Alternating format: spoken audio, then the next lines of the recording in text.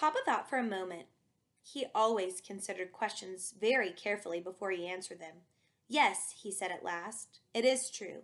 Any Danish citizen would die for King Christian to protect him. You too, Papa? Yes. And Mamma? Mamma too. Anne Marie shivered again. Then I would do it too, Papa, if I had to. They sat silently for a moment. From across the room, Mamma watched them. Anne Marie and Papa, and she smiled.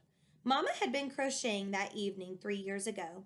The lacy edging of a pillowcase, part of Liza's trousseau.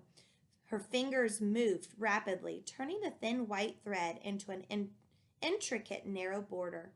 Liza was a grown-up girl of 18 then, about to be married to Peter Nielsen.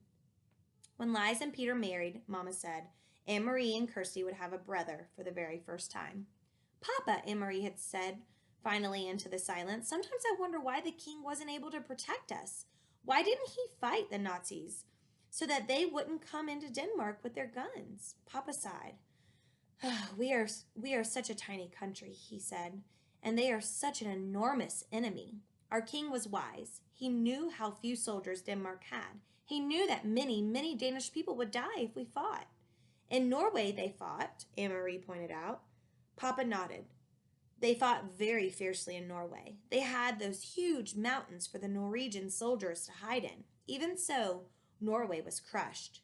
In her mind, Anne Marie had pictured Norway as she remembered it from the map at school, up above Denmark. Norway was pink on the school map. She imagined the pink strip of Norway crushed by a fist. Are there German soldiers in Norway now? The same as here? Yes, Papa said. In Holland, too, Mamma added from across the room, and Belgium and France. But not in Sweden, Anne Marie announced, proud that she knew so much about the world. Sweden was blue on the map, and she had seen Sweden, even though she had never been there. Standing behind Uncle Henrik's house, north of Copenhagen, she had looked across the water, the part of the North Sea that was called the Kattegat, to the land on the other side. That is Sweden you are seeing, Uncle Henrik had told her. You are looking across to another country. That's true, Papa had said. Sweden is still free. And now, 3 years later, it was still true. But much else had changed. King Christian was getting old, and he had been badly injured last year in a fall from his horse, faithful old Jubilee, who had carried him around Copenhagen so many mornings. For days they thought he would die, and all of Denmark had mourned. But he hadn't. King Christian X was still alive. It was Liza who was not. It was her tall, beautiful sister who had died in an accident 2 weeks before her wedding. In the blue carved trunk in the corner of this bedroom, Anne Marie could see its shape even in the dark, were folded Liza's pillowcases with their crocheted edges, her wedding dress with its hand-embroidered neckline unworn, and the yellow dress that she had worn and danced in, with its full skirt flying, at the party celebrating her engagement to Peter.